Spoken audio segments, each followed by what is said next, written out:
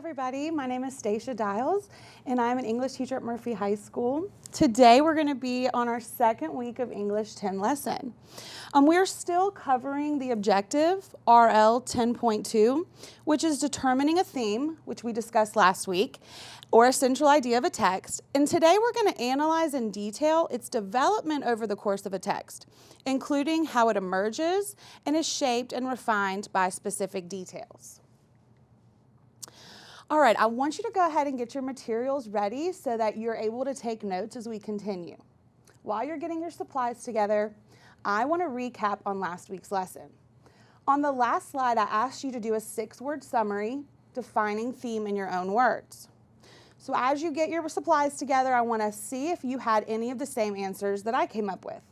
So one of your possible examples for redefining theme could have been that theme is what the story teaches the reader.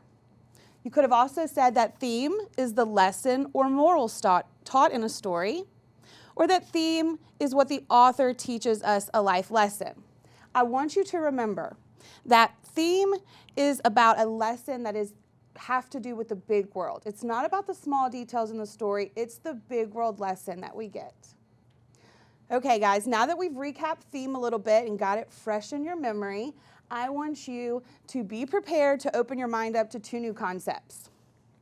The first thing we're going to talk about today is conflict. Make sure you're writing these definitions down as I review them with you. Because I know that in your packet, one of your stories, Civil Peace, the first question asks you about the conflict in the story. Well, you need to know what that is.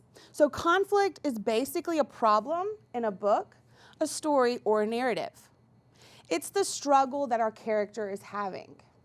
So make sure you jot that definition down as we continue.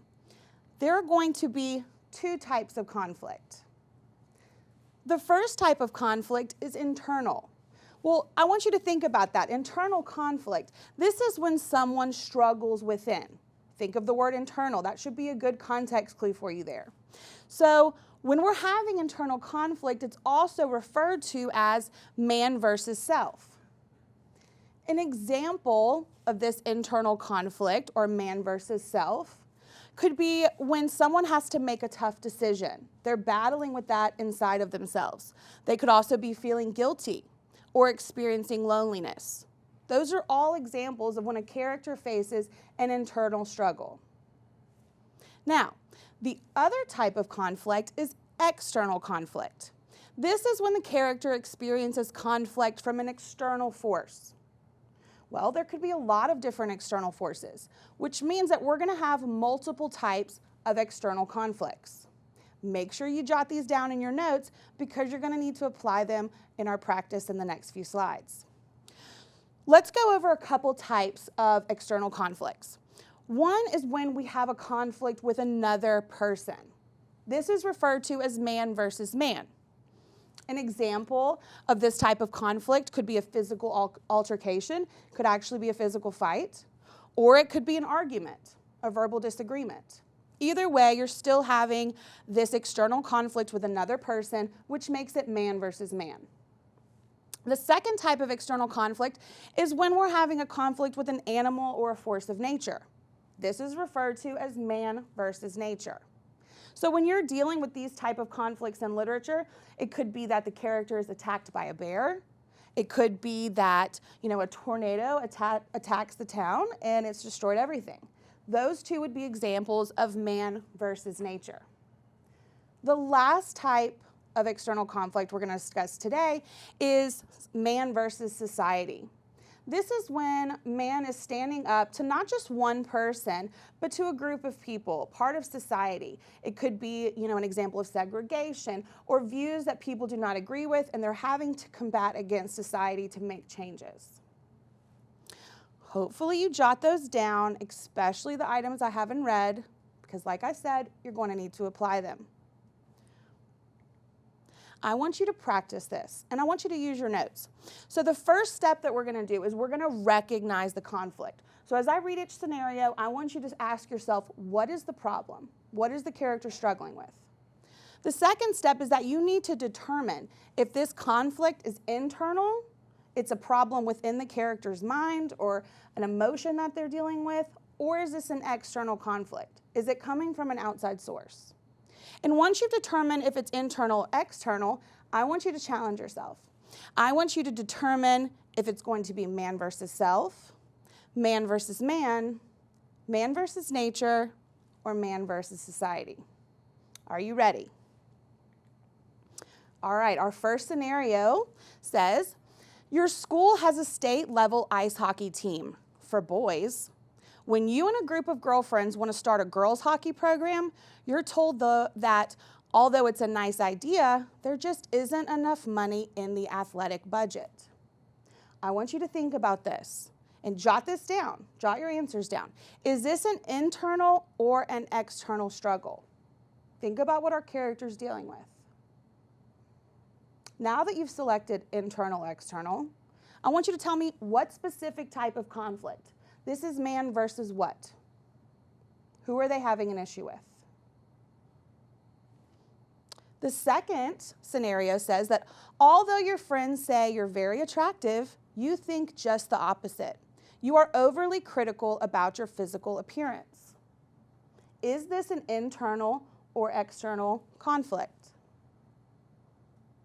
What type of specific conflict is shown here? The next example, it says your best friend just lost her house in a fire. Everyone in her family is safe, but the fire burned all of her family's belongings and priceless possessions. Look into this sentence. What is the conflict? What are we dealing with here? Is it internal or external? Once you've decided that, you should be able to tell me what type of specific conflict this is. The last passage says, your dad is driving you and your friends to a big football game in town. Although you left him plenty of time, he seems to have lost his way. You think you saw the football field a couple blocks back. When you tell your dad, he says, who's driving, you or me? Sounds like a typical dad answer. All right, is this an internal or external struggle? Who is our character having a problem with? Now, you should be able to specifically tell me what type of conflict this is. I want you to look at your answers as I show you the key, and we discuss why. Okay, our first example was an external struggle. Here we have the girls who are wanting to start a hockey program, but the school says that there's not enough budget. Because they're dealing with the school and the budget, this is not man versus man. It's bigger than that. This is going to be considered man versus society because they're not feeling gender equality here. The second example that we had was an internal struggle. This character is having an internal problem accepting how they look physically. This is a problem inside themselves, which means that our conflict's going to be man versus self.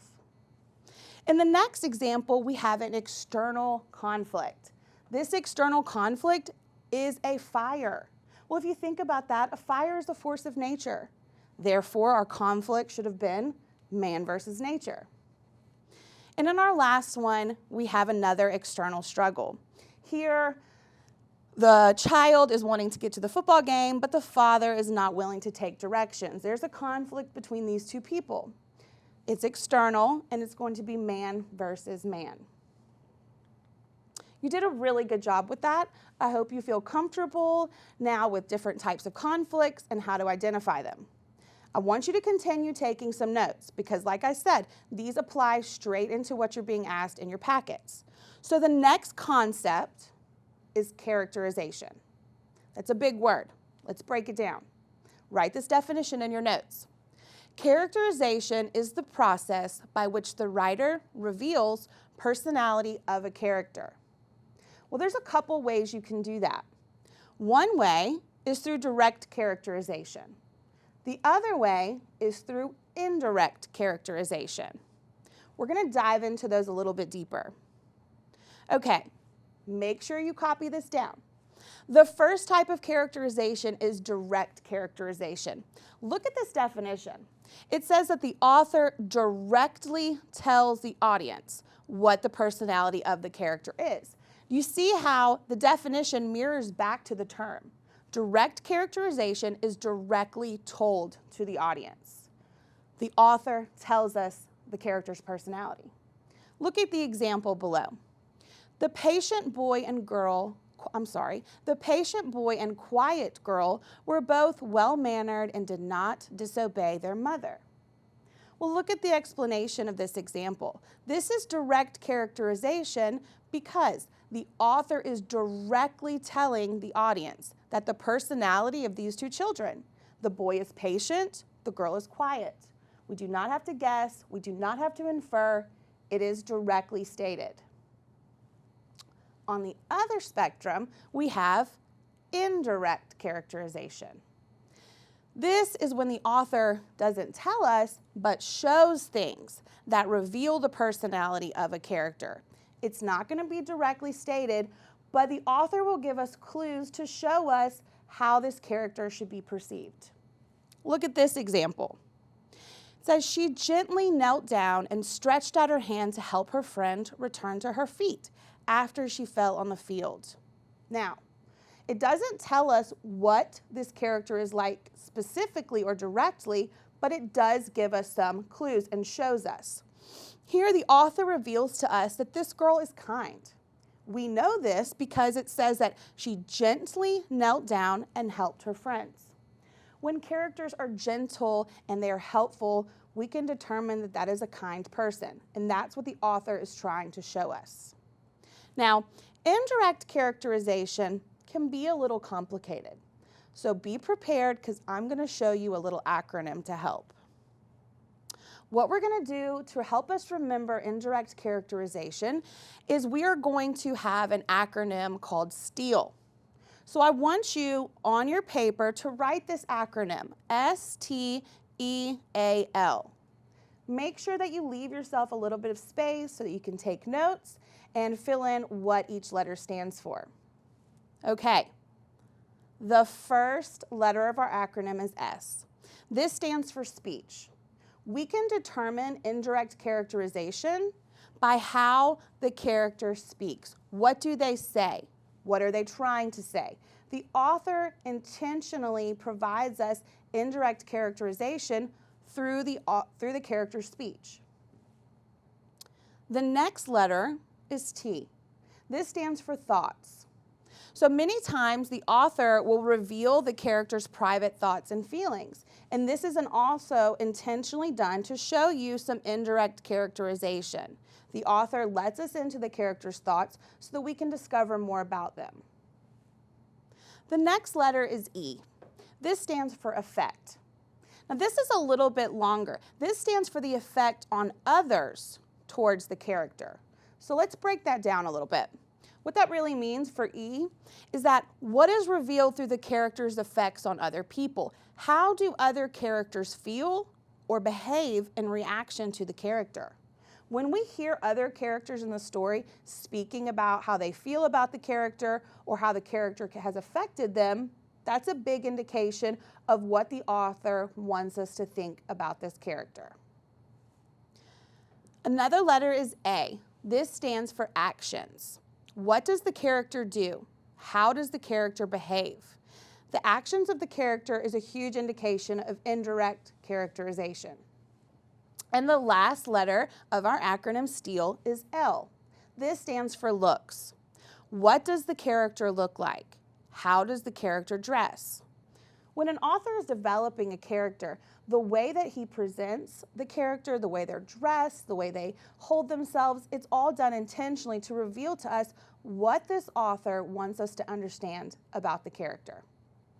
As we go on in the next couple of slides and apply some of this knowledge, I'm going to keep referring to the acronym STEAL to help you. Remember that it stands for speech, thoughts, the effect, actions, and looks. Okay, I'm going to walk you through this, but here we're going to look at how the author characterizes the characters in the story. So, as I read this, I want you to think, what kind of character is this? Let's just name a basic stereotype of what this person acts like. The first example, he chortled heartily before deeply puffing on his Cuban cigar, briefly glancing at his Rolex. He announced his driver would arrive at any moment, then tossed his Gucci scarf over his shoulder. Just from that little bit that the author gave us, what kind of character do you think this is? Is this a humble man? A shy man? What do you think? Jot that down. Now, what led you to believe that? What type of characterization do we see revealed here? Think still. Is it his speech? Is it his thoughts? His effect? His actions? Or his looks? It could be more than one. Let's look at the second one. "Look here," he said, "I'm not about to take guff from anyone. I've been around the block a few times and I'm no one's doormat. I don't care who you are or where you're from. I don't want to hear what you have to say." Okay, now what kind of character type do you think this is? Is he a sweetheart? Is he funny? What do you think about this man? Now, what led you to believe that? You didn't get your opinion from nowhere. There are characterizations inside of this text that led you to this belief. So what characterizations are revealed here? Think still. Is it speech, thoughts? What would it be? Let's look at the next one. Her eyes pleaded with him to understand what she was trying to say. Her breath slowed in frequency, but intense with each inhale. Her quivering mouth revealed the shame she had for what she had done. How would you describe this character? Is she happy? Is she going through something? What would you say? What led you to believe that? Does she speak? Is it revealing to us her thoughts, her effect on others, her actions, her looks? All right. After he arrived 20 minutes late for the date, he proceeded to honk the horn from his car, forcing me to scamper across the ice-covered steps in my stilettos. So here we have a guy who's arriving 25 minutes late for a date. After he shows up late, he then rushes the girl and makes her run across the ice in her heels. What kind of man would do this? Characterize him. Show us what brought us to that characterization. Is it what he said, his internal thoughts, his effect on others, how he made others feel, his actions, his looks? What do you think? Let's go to our last example. It says, crinkling his brow and wrinkling his nose, Bill cringed when he saw the check for dinner. Clearly displeased with the cost of his eggs, bacon, donuts, and coffee, he yanked open his wallet, tossed $1 haphazardly on the table for tip, and then went to the counter to pay for the meal. Now, think about this character, Bill. How would you describe him? Would you want him as a client in your restaurant? Then what's his characterization? How did you determine Bill's personality? Was it what he said? The way he looked? The way he acted? Use your notes to guide you. Okay, hopefully you've responded to all these. I want you to take your answers and I want you to compare them to this key. Here on the first example, we determined that this man is definitely characterized as a rich man. We know this because of his actions. He seems overly confident. He's glancing at his Rolex, speaking about his driver, and then also because of his looks. He has a Cuban cigar, a Rolex, and a Gucci scarf. These are obviously expensive items, which leads us to believe this man has wealth. The next example, our character here is a tough guy. And we know this because of his speech. This entire example is in quotes, which tells us he is directly saying these things. The entire time he's trying to explain how tough he is and he won't take stuff off anyone. Our next example shows a character who is extremely apologetic. We know this because of the way that she looks. It says that her eyes pleaded with him and her quivering mouth revealed the shame she had for what she had done. Her looks and her actions show us that she's extremely apologetic for whatever crime she has committed. The next one is an inconsiderate person. This guy who arrives late for his date, then honks the horn and forces her to run across the ice is extremely inconsiderate. And he has affected her by causing her to rush and scamper, and I don't believe she's very happy with it. The last example shows that Bill is pretty stingy. We know this because he ordered all this food, and now he's angry because of what he has to pay and wants to take it out on the poor waitress by only giving her $1 tip. That's extremely unfair. We know that Bill is stingy because of the thoughts. It said he was clearly displeased with the cost of his eggs and bacon and donuts and coffee. And then he shows us that he's only going to give her $1 tip. Y'all did a great job with that. I know a lot of this is a review, but I just want to make sure that you are ready for when you have to answer these questions in your packet. So let's review really quickly before I give you your last little assessment. Okay, today we've covered the literary terms conflict and characterization. Conflict is the problem. Is it going to be internal or external? Internal means it's going to be man versus self. External could be man versus man, nature, or society. We've also discussed characterization. Is it direct characterization or indirect? Ask yourself, if it's direct, the author's going to directly tell you about your character.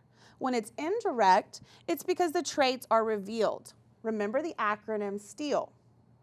Okay, I'm also going to ask you to remember the concept theme that we learned. What the story teaches the reader, the lesson or the moral, and the big picture.